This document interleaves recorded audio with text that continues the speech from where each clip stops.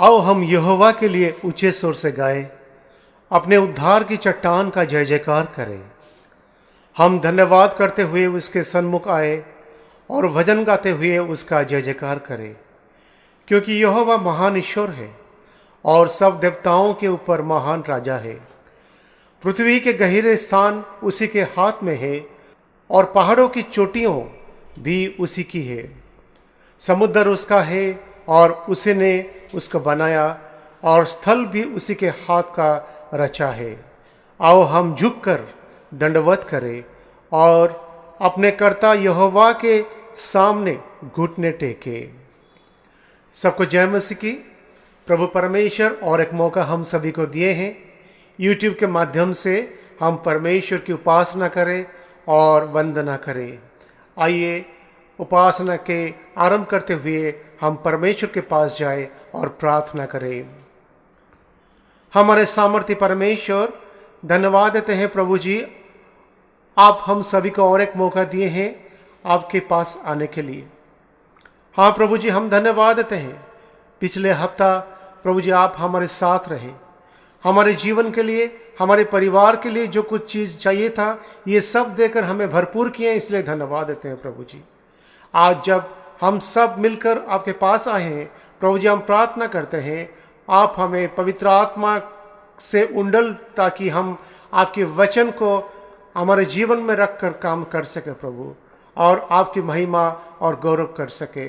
विशेष करके मांगते हैं जो भाई को आज आप चुने हैं वचन के लिए, उन्हें भी आप पवित्र आत्मा से भरपूर कर पिता, ताकि उनके वचन हम सभी के जीवन में काम कर सके।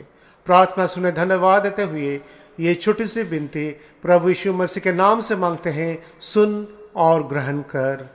आमीन। ये समय है परमेश्वर की स्तुति करने का, और इस समय मैं आग्रह करता हूं कि हम सब परमेश्वर की स्तुति करते हुए एक गाना गाएंगे। मन का दीप जला, जीवन दीप जला, ख्वाबों में जो खोया है जा जरा मत वाले, ख्वाबों में जो खोया है जा जरा मत वाले। मन का दीप जला, जीवन दीप जला, ख्वाबों में जो खोया है जा जरा मत वाले, ख्वाबों में जो खोया है जा जरा मत वाले।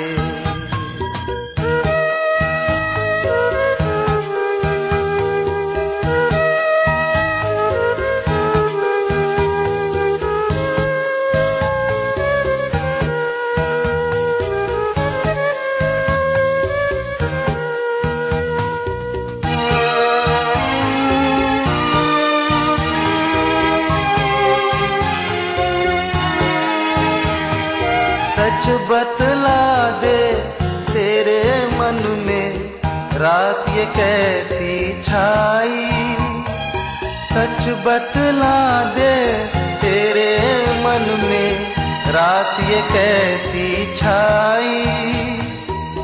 अच्छा नहीं है देख संभल जा, यीशु से है जुदाई, यीशु को अपना, यीशु को अपना, ख्वाबों में जो खोया है जा जरा मत वाले, ख्वाबों में जो खोया है जा जरा मत वाले।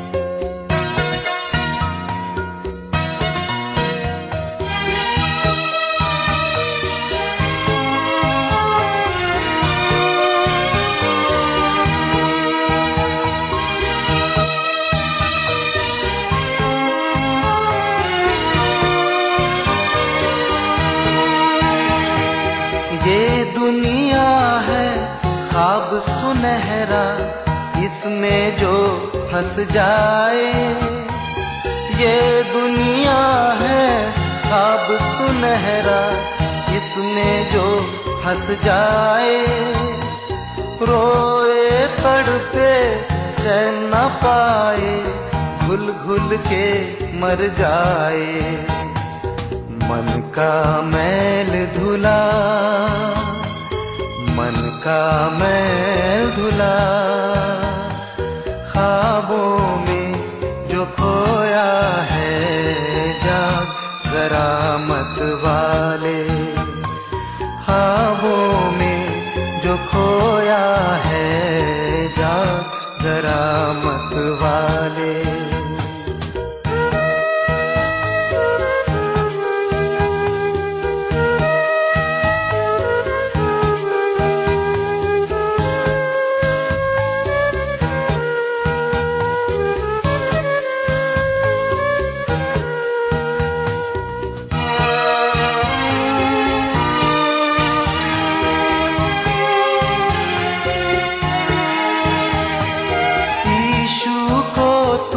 अपने जीवन में अपना मीत बना ले, यीशु को तू अपने जीवन में अपना मीत बना ले।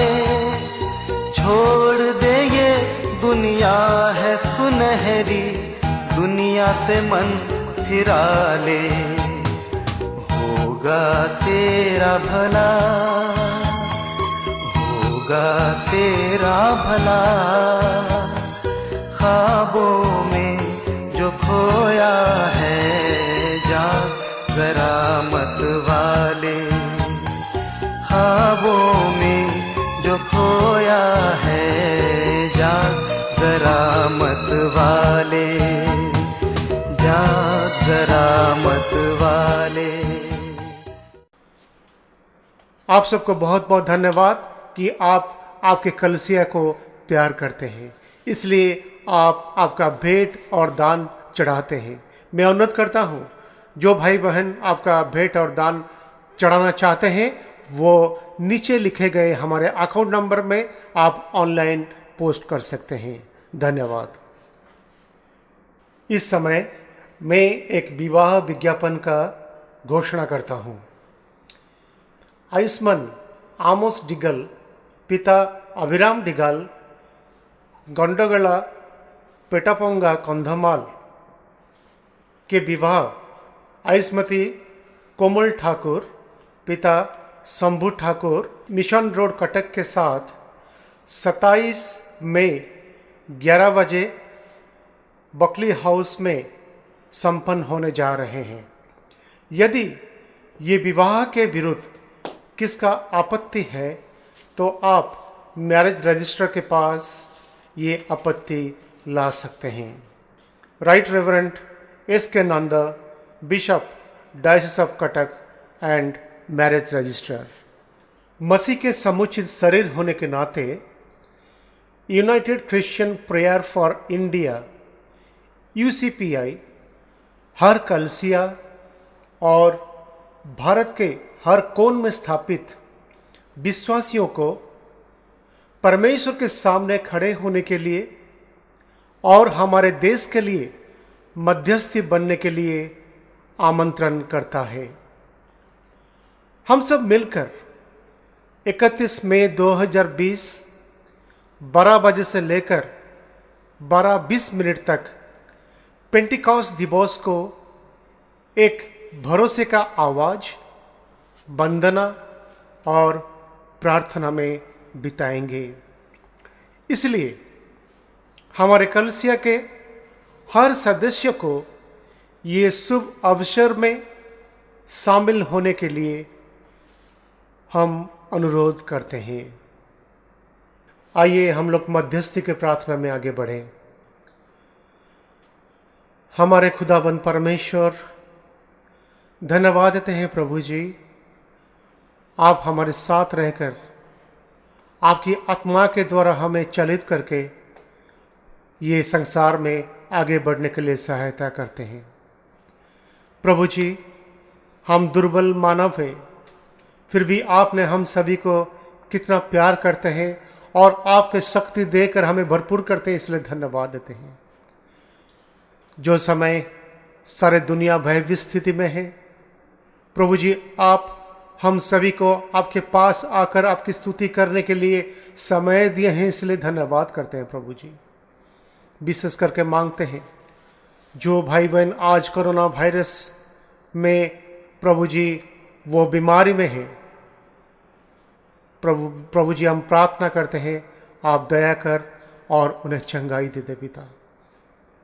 और फिर भी प्रभु जी ये कोरोना के साथ साथ भी हमारे उड़ीसा और बंगाल में जो साइक्लोन आए हैं, और ये साइक्लोन भी बहुत सारे घर को तबाह कर दिए हैं प्रभु जी। हम प्रार्थना करते हैं प्रभु जी उन्हें आप दया कर इनकी हर जरूरतमंद चीज़ों को आप दे दे पिता, ताकि ये वह स्थिति से वो आगे बढ़ सके प्रभु। पिता हम प्रार्थना करते हैं हमारे कलीसिया के लिए, हमारे कलीसिया के अगुए लोग के लिए, सबको आप दया कर प्रभु और ज्ञान देकर भरपूर कर, ताकि आपके काम को अच्छी तरह कर सके प्रभु।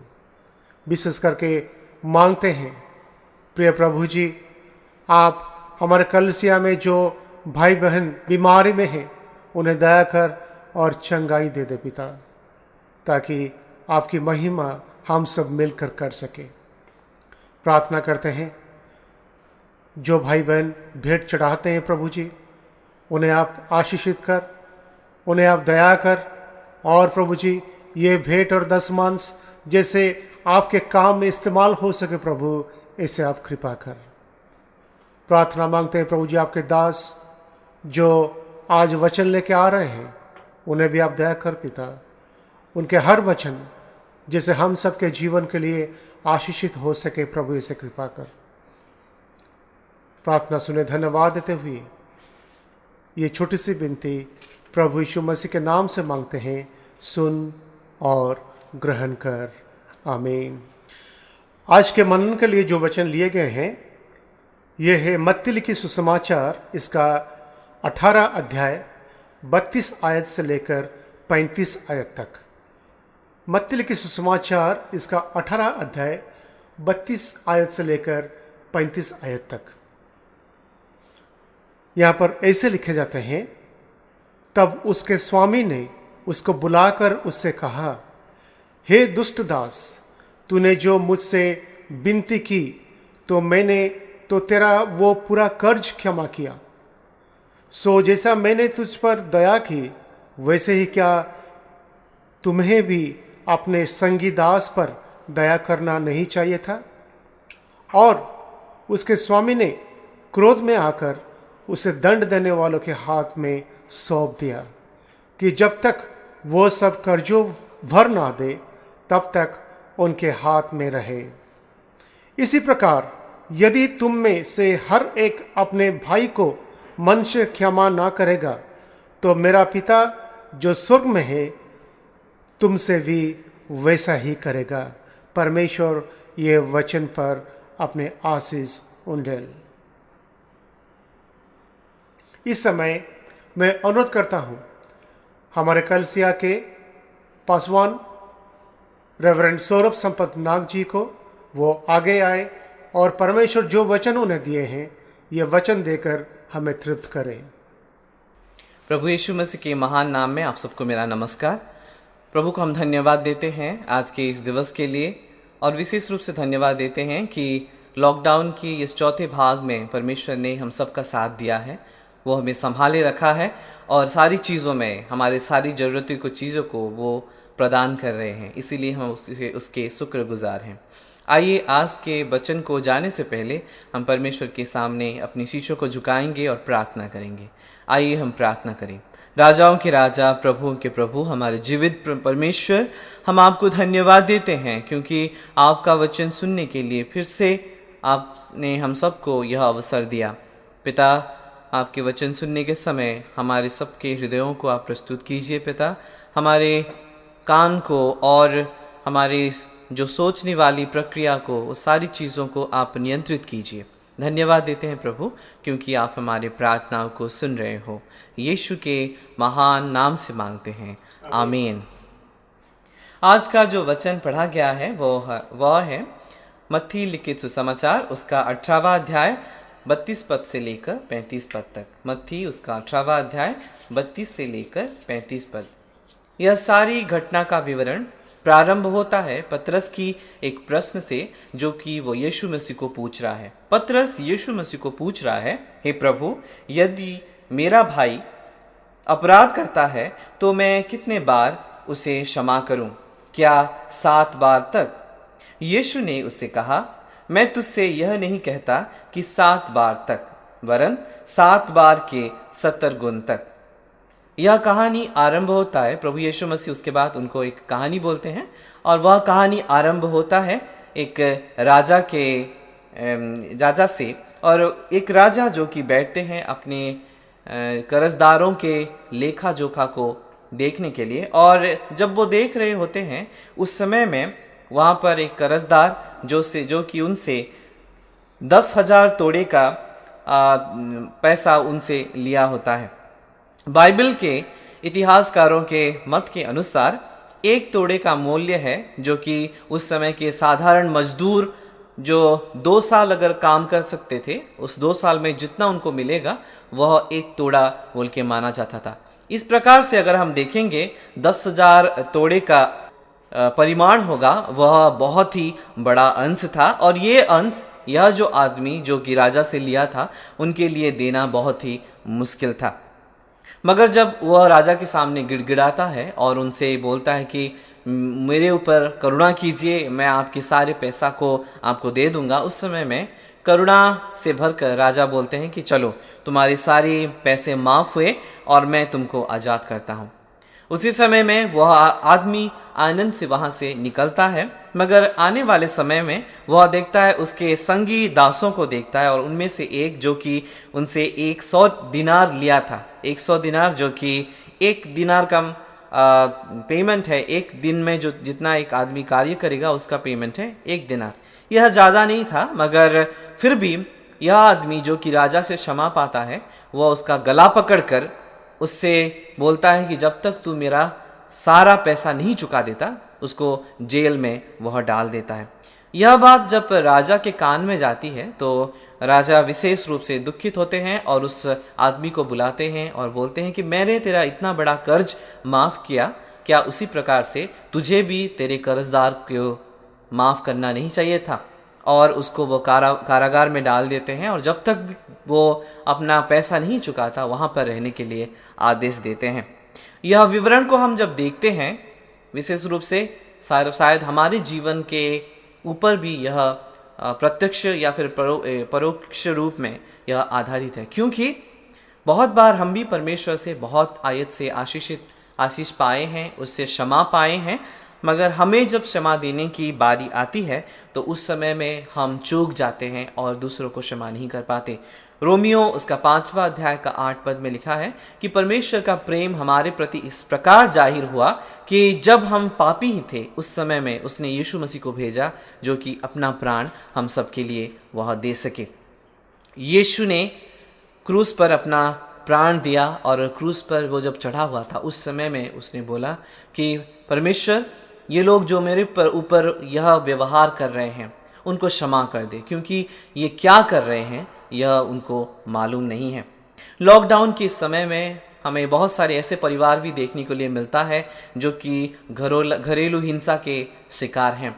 हमें देखने के लिए मिलता है कि बहुत सारे लोग यदि भी वो अपने घर में हैं या फिर अपने ऑफिस में हैं या फिर होम टू वर्क कर रहे हैं, फिर भी अपने जो विपक्षी लोग हैं उनके प्रति जिन्होंने बुरा किया है उनको अब तक भी वो लोग क्षमा नहीं दे पाए हैं। यह चीज़ हम देखते हैं कि परिवार में दिखाई देता है, यह क्षमा ना करने के गुण, और परिवार के लोग जो कि इसी चीज़ के चलते वो सुखदायी जीवन व्यतीत नहीं कर पाते।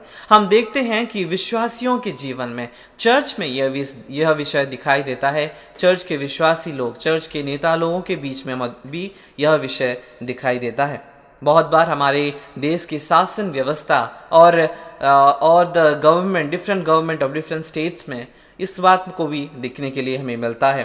देशों के बीच में यह बात को देखने के लिए मिलता है और यह ज़्यादा ही घातक चीज़ है। आज मैं आपके सामने 3 चीज़ें बोलूँगा। पहले कि क्षमा करना क्यों हमारे लिए बहुत ही ज़रूरी बात है। शायद हम में से बहुत सारे लोग यह वचन को बहुत ही बार सुन चुके हैं। यह वचन शायद एक रीकैप होगा आपके लिए, एक पुनरावृत्ति होगा आपके लिए, जो कि मैं आपको लिए बोलना चाहूँगा। मगर इस वचन के द्वारा प्रभु हमें सिखाना चाहता है कि हम अगर अपने जीवन में किसी को क्षमा नहीं दिए हैं तो उनको हमें क्यों क्षमा देना चाहिए और क्यों उनको माफ़ करना चाहिए।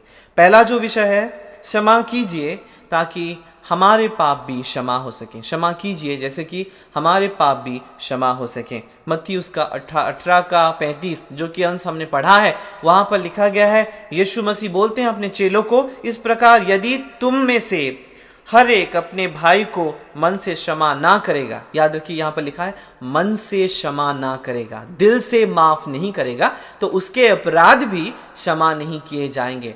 यह एक कंडीशन है, एक एग्रीमेंट है। परमेश्वर हमें माफ करने के लिए प्रस्तुत है, मगर वो चाहता है कि पहले हम अपने बैरी को, पहले हम अपने विपक्षियों को माफ कर दें, ताकि परमेश्वर भी हमारे सारे गुनाहों को माफ कर दे। हम यह बात प्रार्थना में भी लाते हैं, प्रभु सिखाए हुए प्रार्थना में करते हैं कि प्रभु हमारे पापों को क्षमा कर दे, जैसे कि हम अपने अपराधियों को क्षमा करते हैं। और इस चीज़ को हमें अपने जीवन में प्रैक्टिस करना है। हमें इस चीज़ को केवल मुंह से प्रार्थना में नहीं, मगर दिल से अंगीकार करते हुए उसका पालन करना है। दूसरा विषय है कि जैसे हमारे प्रार्थनाओं का उत्तर मिले, इसीलिए हमको लोगों को क्षमा करना चाहिए। परमेश्वर की आशीष वह इसी प्रकार है जैसे कि एक पाइप से जलधारा निकलता है। अगर पाइप में कुछ चीज़ें, कुछ पत्थर या फिर कंकड़ वहाँ पर लग जाएंगे तो पानी अच्छी तरह से बह नहीं सकता। हमारे जीवन में क्षमा ना देने की अगर ये प्रवृत्ति ऐसे ही रहेगी तो परमेश्वर की आशीष को हमारे जीवन में हम एंजॉय नहीं कर पाएंगे, उसको अनुभव नहीं कर पाएंगे। शायद इसीलिए मत्ती उसका 5:23 पद में प्रभु यीशु अपने चेलों से यह बोलता है कि इसलिए यदि तू अपनी भेंट वेदी पर लाए और तुम्हें स्मरण आ जाए कि किसी के विरुद्ध तुमने कुछ किया है या फिर तुम्हारे लिए तुम्हारे विपक्षी के मन में कुछ है, तो पहले तुम जाओ, उससे मिलो, उससे मिलाप करो और उसके बाद आकर तुम अपना भेंट को चढ़ाओ। यह उत्तम ही नहीं, यह इम्पॉर्टेंट है, यह हमारे लिए उचित है, आवश्यक विषय है कि हम मिलाप करने के लिए केवल मिलने ही नहीं, लोगों के बीच में रिकॉन्सिलिएशन, पीस बनने का भी माध्यम बने।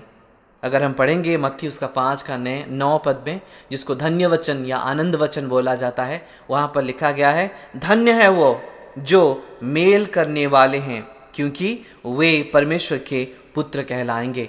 वे परमेश्वर के पुत्र कहलाएंगे। जो मेल करवाते हैं, जो लोगों को मिलाते हैं, जो परिवारों को जोड़ते हैं, जो मंडलियों को जोड़ते हैं, जो भाईचारा को बनाते हैं, वो सारे लोग परमेश्वर के द्वारा धन्य कहे गए हैं और उनको परमेश्वर अपनी पुत्र का अधिकार देते हैं। तीसरा विषय जो कि मैं आपके सामने रखना चाहूँगा, जो कि महत्वपूर्ण है हमें क्षमा देने के लिए, खुद की भलाई के लिए लोगों को हमको क्षमा देना चाहिए। जॉयस मेयर एक बुक लिखे हैं और उस बुक का नाम है do a favour to yourself and forgive. खुद पर दया करो और माफ़ कर दो। मनोवैज्ञानिकों ने यह तथ्य सामने रखा है कि जो लोग क्षमा नहीं दे पाते, उनका शारीरिक व मानसिक बहुत सारी पीड़ा रहता है। उनको बहुत सारे स्ट्रगल फिजिकली या फिर मेंटली देकर जाना पड़ता है। उनको बहुत बार रात में अनिद्रा हो सकती है या फिर कमज़ोर पाचन शक्ति हो सकती है, शारीरिक व्यथाएं आ सकती हैं, निराशा हो सकता है, विचलित हो सकते हैं। और इसीलिए हम सबको यह बात बहुत ही ज़रूरी है सोचने के लिए कि लोगों को हमें क्षमा देना आवश्यक है, ताकि हम चंगाई भरे जीवन बिताएं, ताकि हमारा मन प्रफुल्लित रहे, आनंदित रहे और हम आगे बढ़ने में सक्षम रहें। अपना ज़्यादातर समय उनके बारे में ना सोचें जिन्होंने हमारे लिए बुरा किया है, मगर कैसे उनकी भलाई हो सके उसके बारे में सोचें। देखिएगा हम सबका जीवन कैसे परिवर्तित होता है।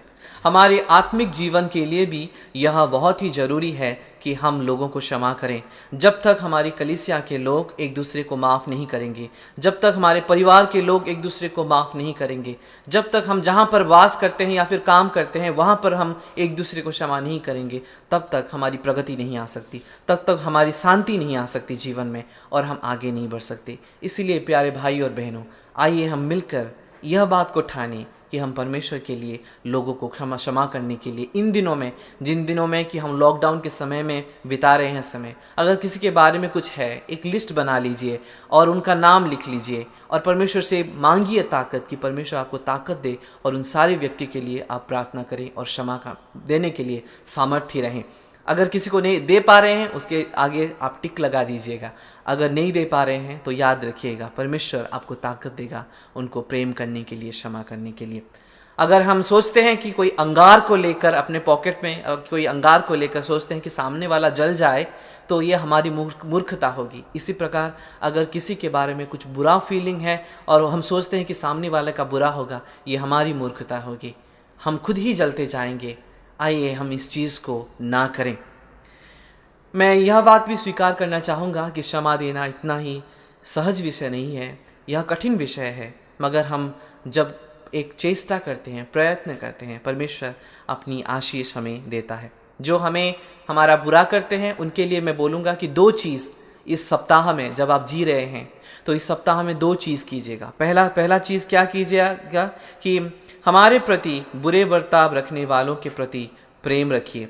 रोमियो उसका 12 का 14 से लेकर 21 में लिखा गया है, अगर तुम्हारा शत्रु उसको भूख लगी है तो उसको खिलाओ, अगर तुम्हारा शत्रु को प्यास लगी है तो उसको पिलाओ, अगर वो बुरा करता है बुरा के बदले बुरे मत करो, मगर बुरा के बदले अच्छे करो, जिसके द्वारा उसका मन में आप परिवर्तन ला सकते हो, उसके जीवन में आप परिवर्तन ला सकते हो। दूसरा विषय जो कि आपको दुख देता है उसके लिए कर सकते हैं कि उनके सामने एक आदर्श जीवन बिताना चाहिए। अगर वो आपको कष्ट दिए हैं, give them a genuine smile and be a source of encouragement. आप उनके द्वारा कहे गए बातों से हर्ट मत होइए। Don't stop doing good work to them, and at the end परमेश्वर कार्य करेगा। लास्ट में यह बात मैं ज़रूर बोलना चाहूँगा कि परमेश्वर के प्रेम के माध्यम से हम दूसरों को क्षमा दे सकते हैं। हमारे खुद के अंदर ताकत नहीं हो सकती, हो ना सकती, मगर मैं यह बात कहना चाहूँगा, परमेश्वर जब अपने प्रेम से हमारे हृदय को भरता है, जब हम उस व्यक्ति को लेकर हर दिन प्रार्थना करते हैं, ज़रूर उसको हम क्षमा दे सकते हैं। परमेश्वर इस वचन के ऊपर हम सबको आशीषित करे और यह ताकत दे कि आने वाले समय में वो सारे विपक्षी और शत्रुओं के लिए हम प्रार्थना करेंगे, उनके लिए अच्छाई करेंगे और तहे दिल से हम उनको माफ़ करने के लिए हम प्रस्तुत रहेंगे। परमेश्वर हम सब पर अपनी आशीष दे। आमीन। परमेश्वर के वचन के लिए परमेश्वर को दास को मैं धन्यवाद देता हूँ। आइए हम लोग प्रार्थना में जाएंगे। हमारे सामर्थ्य परमेश्वर, धन्यवाद देते हैं प्रभु जी जो वचन आज आपके दास के द्वारा आए हैं, और प्रभु जी ये वचन जिससे हमारे जीवन में काम कर सके, प्रभु इसे कृपा कर। विशेष करके आपके दास को भी आप दया कर पिता, आने वाले दिनों में बहुतायत से आप इस्तेमाल कर और आप इनके जीवन के द्वारा महिमा पा पिता। प्रभु जी हम प्रार्थना करते हैं हमारे YouTube के माध्यम से जो भाई बहन हमको देख रहे हैं प्रभु, और आज का उपासना में संगति में आए हैं, सबको आप दया कर। इनके परिवार में जो कुछ भी चाहिए प्रभु देकर भरपूर कर पिता, और आने वाले सप्ताह के हर दिन और हर मुहूर्त जैसे आपके आशीष में वो बिता सके, प्रभु इसे कृपा कर। प्रार्थना सुने धन्यवाद देते हुए ये छोटी सी विनती प्रभु यीशु मसीह के नाम से मांगते हैं, सुन और ग्रहण कर। आमीन। अब हमारे पिता परमेश्वर का प्रेम, प्रभु यीशु मसीह की अनुग्रह, पवित्र आत्मा की शांति, शक्ति और सहभागिता अब से लेकर जिंदगी के अंत तक हम सभी के साथ बने रहे। आमीन। उपासना यहाँ पर समाप्त होता है। शांति से जाइए और परमेश्वर की सेवा कीजिए। सबको फिर से जय मसीह की।